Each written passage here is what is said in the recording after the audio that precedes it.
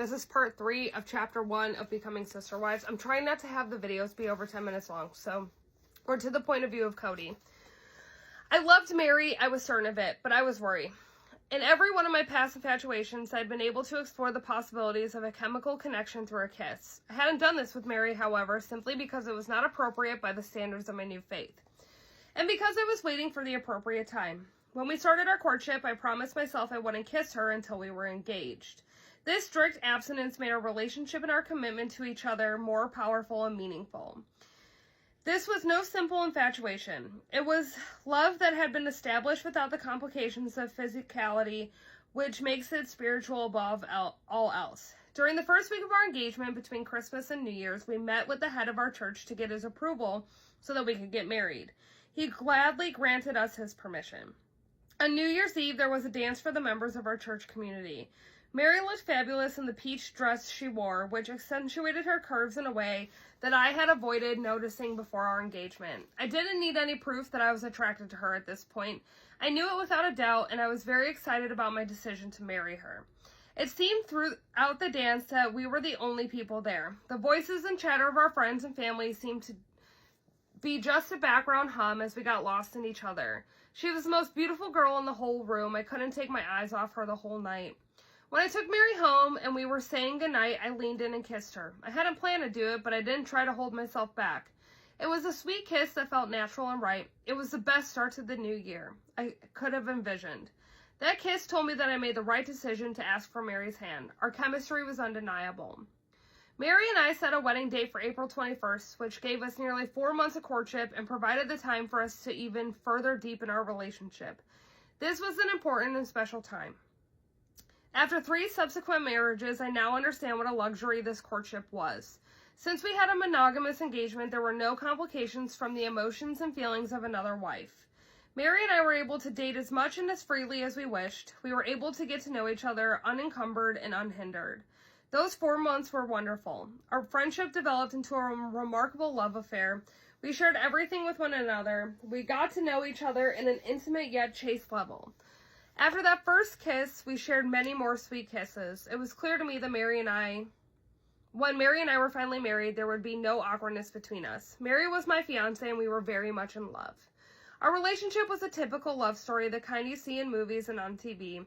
She would smile from across the room and I would wink back at her. We must have aggravated our family and friends with how much in love we were. While we were outwardly infatuated with each other, deep down we were becoming the soulmates I suspected we would be from the moment we met. During our courtship, we were completely carefree. We had minimum wage jobs that we weren't committed to. We didn't have much money and we were trying to prepare for our wedding and honeymoon, but it didn't bother us. We didn't know where we were going to live after the honeymoon. We didn't know what we were going to do, but it was exciting. We had each other, and that's all that mattered. And then it goes back to the point of view of Mary. Cody and I were married on April 21st, 1991. Now it goes back to the point of view of Mary. Cody and I were married on April 21st, 1990. We had a very special private wedding ceremony and a traditional wedding reception. I wore a simple and elegant white dress that I had made by hand, and I had my heart set on Cody wearing a white tuxedo.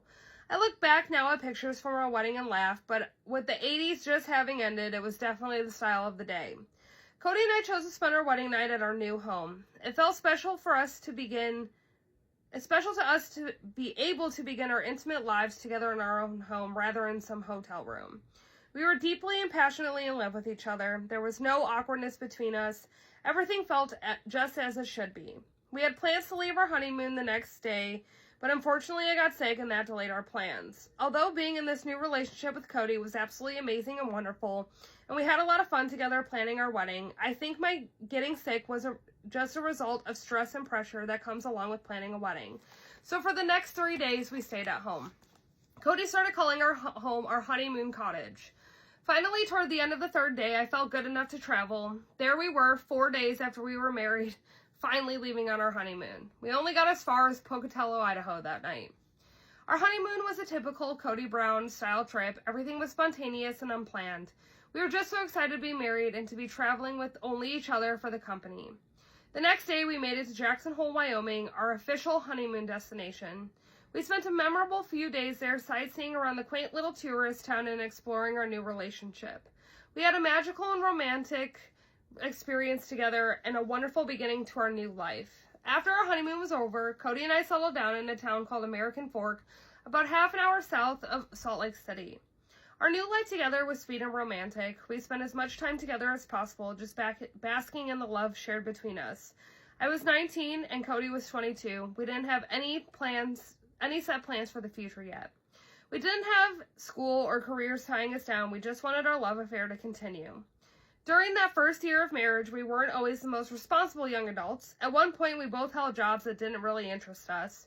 We needed to make a trip out of town to see his family in Wyoming, so we quit our jobs and decided to just get ones we actually liked when we returned home. We loved spending time together more than anything, and before we had kids or other wives in the picture, we were able to live carefree. Maybe we were just purely enjoying ourselves, or maybe we were taking our time figuring out what we wanted. I think it was healthy not to have rushed into anything, pretending that we were more mature and knowledgeable than we were. One thing Cody and I both knew and had committed to each other from the moment we got married was that there would be other wives.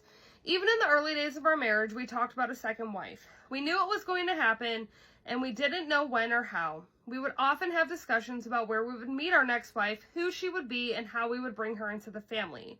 On occasion, when Cody and I would meet a woman, he and I would discuss whether she would be a good fit for our family. We knew it would happen eventually, but in the meantime, we were enjoying the time we had together, learning, sharing, and falling in love more each day. Tomorrow, we're doing Janelle and Cody. This is fun. Also, like I said, Goodreads people, I think we're on page 33 now. So, no, 32. So, update it.